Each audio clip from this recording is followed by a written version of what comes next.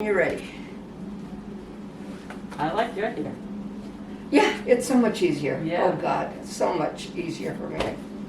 Okay, oh, thank you. Sorry, dear.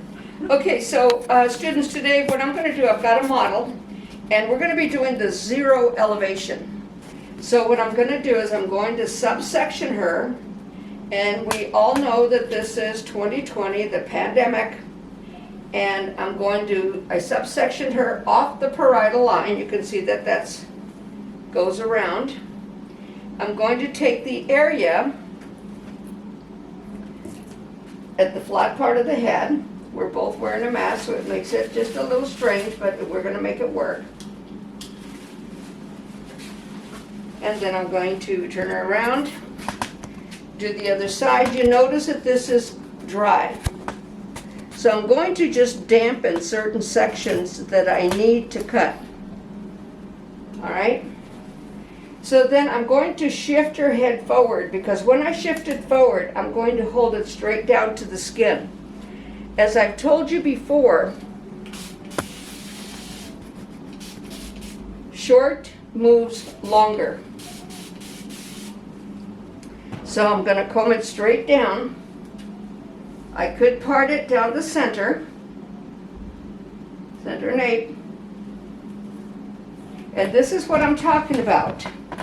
When I talk to you students about the area behind the ear, her hair grows upward in this area, on this side.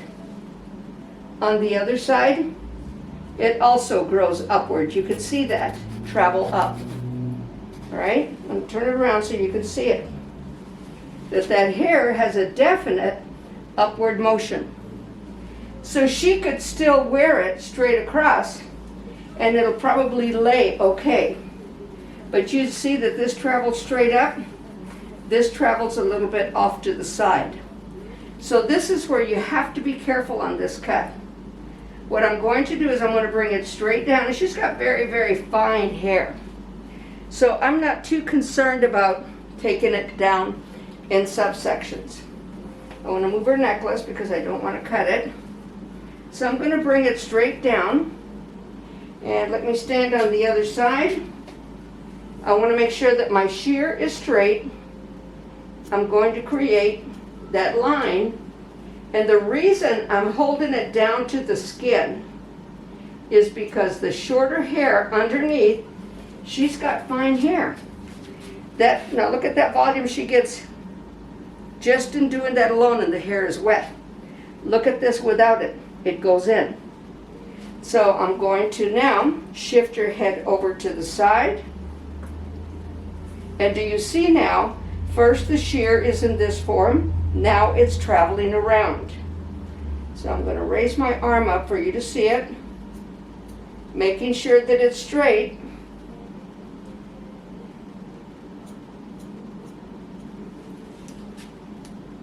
Bring it in. Now, I'm not sure that you'll be able to see it, but see, once I bring it in, see this hair at the perimeter line, when I held it out, traveled out. So what happens when hair travels? Exactly what you see right there. Those tiny little long pieces, it becomes longer. And it's your responsibility to be aware of that. Now I'm going to shift her head over to the other side. And I want to get rid of this little corner. And I know that you students should come in this direction. But for the film, I'm going to go around. Bring her forward, make sure that we're even, and we are. If not, where you'll find a corner is the same thing as a mannequin, right here, at that corner nape. And I'm just taking care of a few little pieces that I see. Now on the sides, this is one thing I wanted to share with you. On really long hair, most people want to take it off to the shoulder.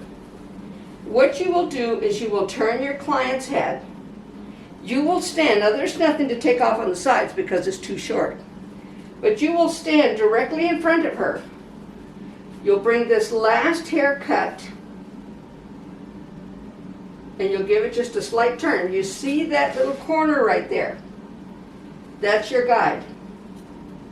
Making sure that my shear is straight.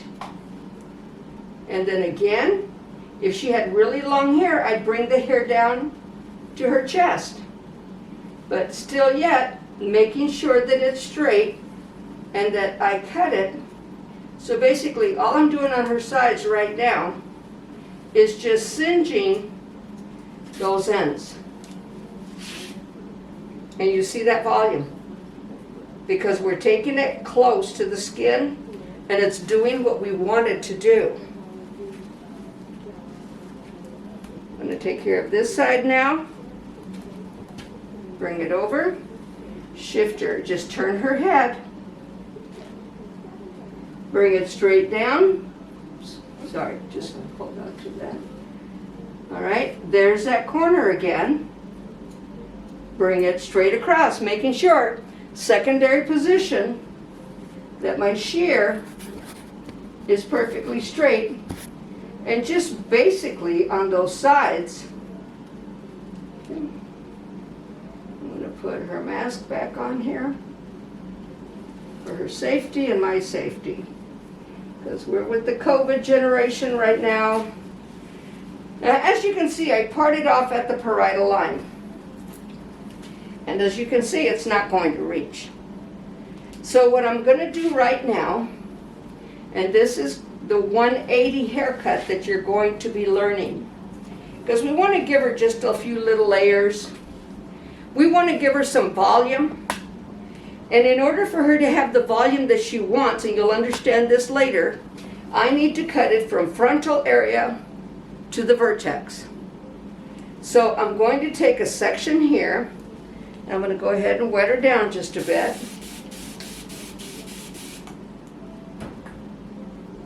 I'm going to take a section here, and I'm going to bring it straight up right there. And what I'm doing is the shortest hair at the frontal fringe is my guide, because she's shorter right there, and at this point that's the guide that we're establishing. If you have somebody with really long hair, you may ask them, how long, where do you want your layers to start? Because this is going to slightly layer this cut. The thing about cutting it front to back, now this becomes my guide for the next cut, all the way to the vertex. Now do you see where that is? Takes off about a good inch. Okay, now that hair moves over, and just a slight sliver of that comes over. The line still stands straight up. See, instead of going straight down, we're going straight up, but we're traveling in sections. And we're going to take it up to the parietal line. You can see that. Now we're taking it to the parietal line. The parietal line becomes the wall that travels around it. And you see that there's just a little to be cut. And because I'm traveling around, just like we did on the bottom, cuts front to back, she's getting some of the volume she wants. You can see that. Now look at this side. You see what I'm saying? So we've taken it and cut hard lines all the way to the parietal line, going from frontal to apex, traveling in this form in sections till we get to the parietal line. Then the rest of the hair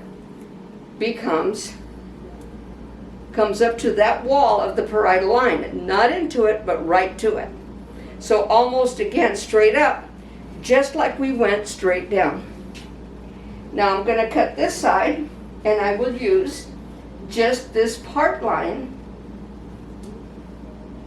So you can see, I can see my guide, it's right there.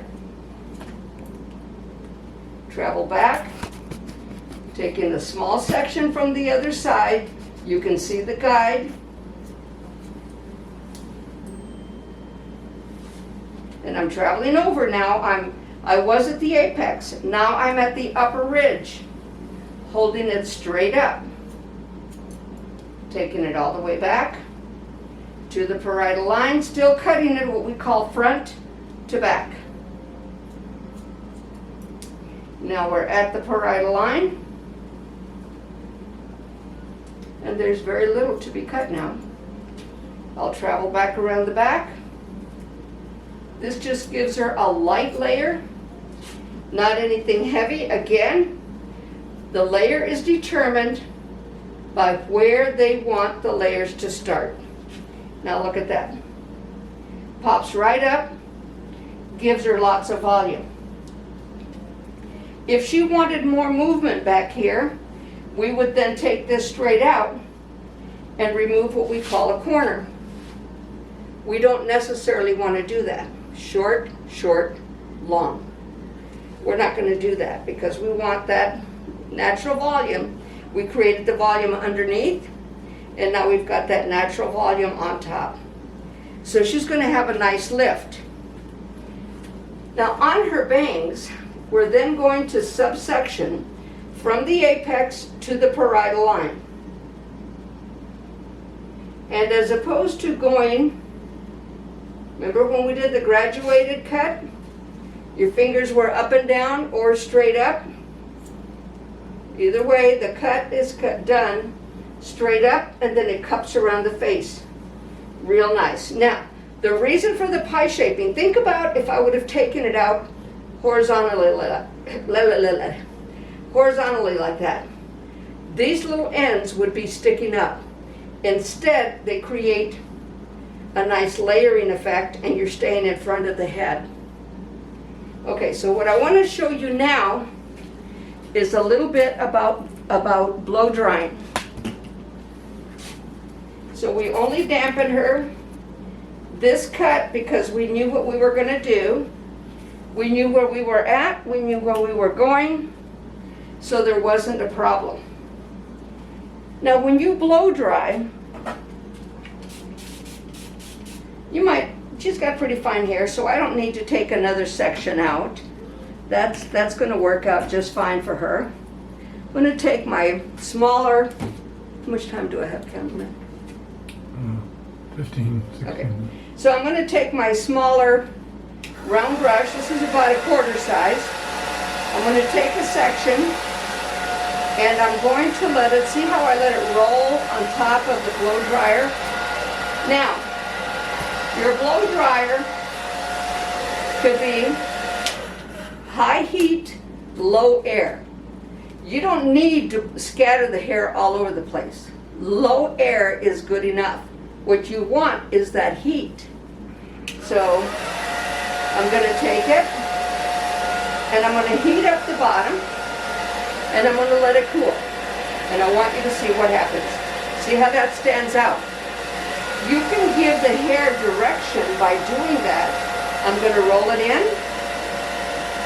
bring it out, and it's starting to curve around like we wanted to. That's our goal in this. I'm going to travel down to the nape, just doing this, circular motions. And you never go against it. In other words, you don't blow dry in this form, you always blow dry away from the scalp. Now I'm going to turn it, and I'm going to let it cool. There, now she's got a real nice lift. Again, very simple, but because I knew what we were going to do with this cut, she's got fine hair. Now this is another thing I want to show you. Do not do that unless you want to get carpal tunnel. You have a whole arm back there. Use your entire arm to do what you need. And just keep turning it. And the brush itself gets hot. The brush itself cools down. When it cools down, it sets the curl.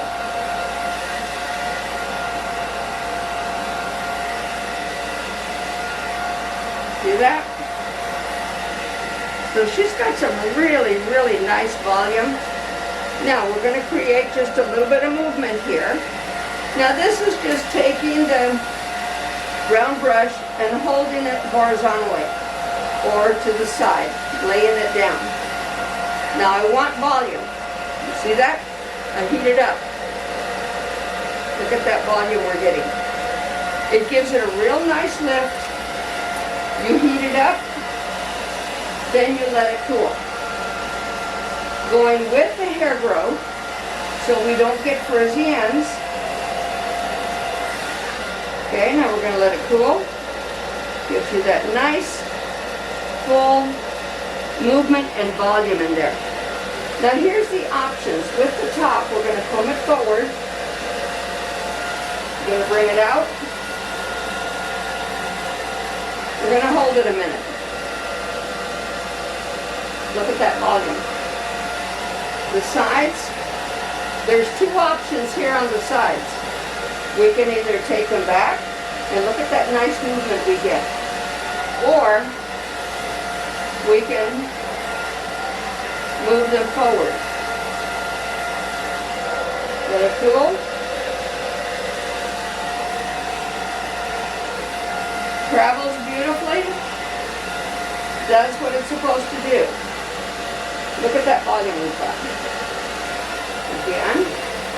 Now let's say that I want this hair to come off to the side a bit instead of going straight back. You see how it's falling off to the side? I want to bring the bangs. Now let's say that we don't want the bangs real curly. I hold it and let it drop down. Let's say that we want the bangs curly. Bring it in, hold it, and you see that curl. So these are all factors. These are all things you can do. We want this to come in just a little bit to cup around her face. But let's say we want this to go back. So learn to manipulate. Learn to use your round brush. Keep in mind that your round brush is almost like a mini curling iron. But look at the movement we're getting just from popping it back a little bit. It's got a little bit of a choppy movement there. I'm going to bring her back around. Now remember, this side went back to the side. I'm going to stop here at the upper ridge. Take it out. Curl it in. Now I'm not pointing it towards the scalp. It's away from the scalp. But I heated up that hair, and now it's going back. Just right there at the upper ridge only. I'm not going down to the flat part. I'm holding it out away from the scalp so that we get this nice flow to it. Now the front along the flat part, I'm going to bring it forward.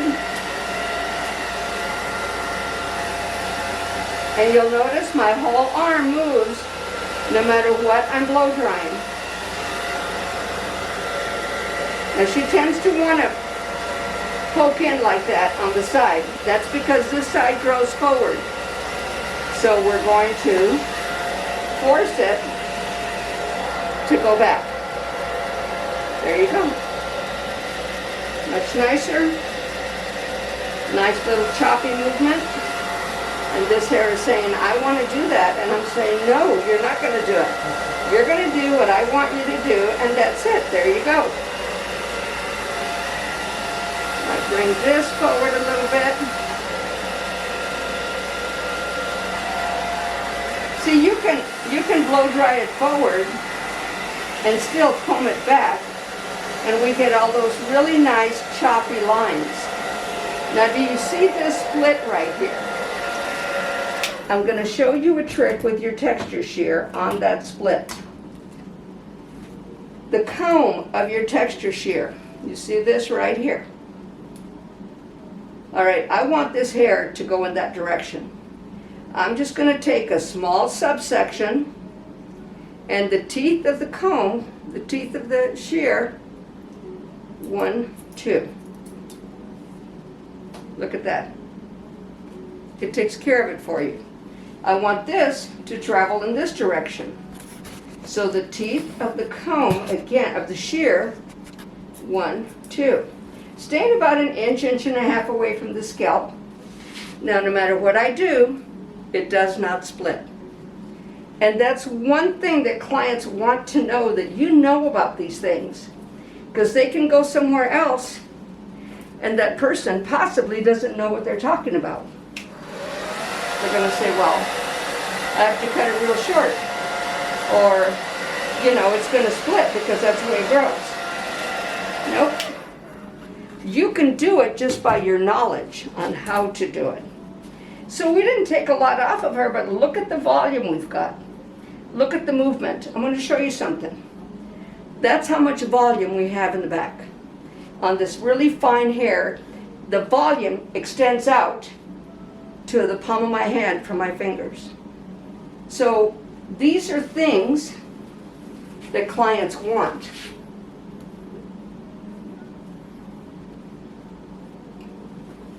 Choppy, youthful, really cute on her. Now, what she wants to be able to do is pull it back away from her face, but still make it look nice. And you can see that it does. It looks real nice on her. Okay, students, thank you very much. I hope this was good information for you, and we'll be doing a lot more. Have a great day. God bless. It's going to be called the 180 blow dry.